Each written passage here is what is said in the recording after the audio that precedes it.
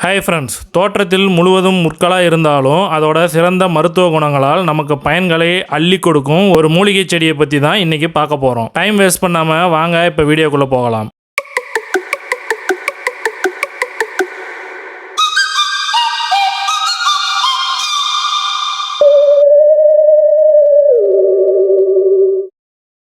நான் டைட்டிலில் சொன்ன மாதிரியே துயரத்தை துரத்தும் மற்றும் துடைத்தெறியும் தூயவன் தான் இந்த மூலிகை. அப்படி இந்த மூலிகையில் என்ன இருக்குன்னு பார்த்துடலாமா? சொலானம் ட்ரைலோபேட்டம் தான் இதோட பேர். நம்ம ஊரில் இதை தூதுவளைன்னு சொல்லுவோம். சிங்கவள்ளி, அலருகம் போன்ற மற்ற பெயர்களும் இதுக்கு உண்டு.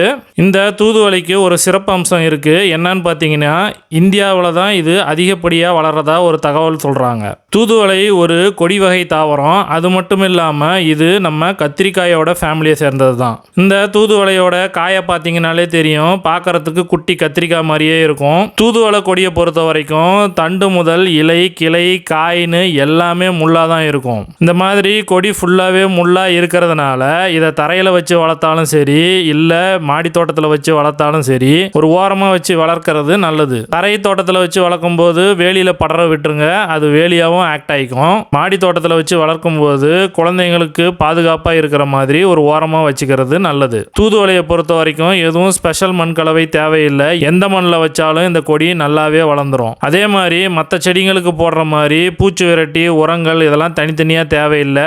இன்னும் சொல்ல போனால் இதை கவாத்து பண்ணுறதை தவிர மெயின்டெனன்ஸ் கூட இதுக்கு பெருசாக தேவைப்படாது. இந்த கொடி வகையை எங்கே வச்சாலும், தரையிலையாக இருக்கட்டும் இல்லை மாடி தோட்டமாக இருக்கட்டும், எங்கே வச்சாலும் வெயில் அதிகமாக வர இடமா பார்த்து வைங்க.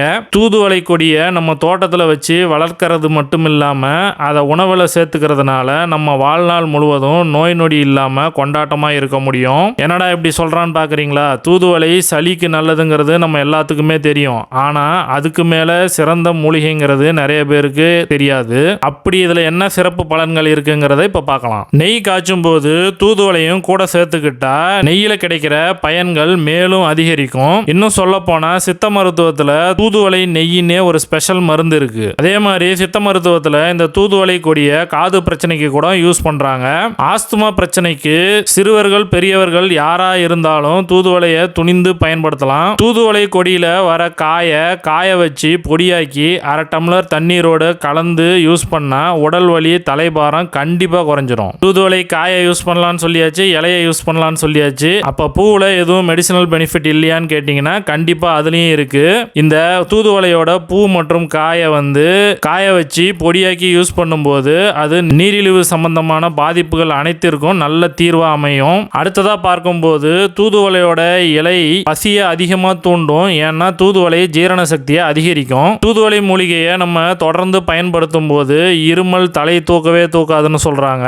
இந்த தூதுவளையில கால்சியம் சத்து அதிகம் இருக்கிறதுனால எலும்புகளுக்கும் பற்களுக்கும் ரொம்ப நல்லது.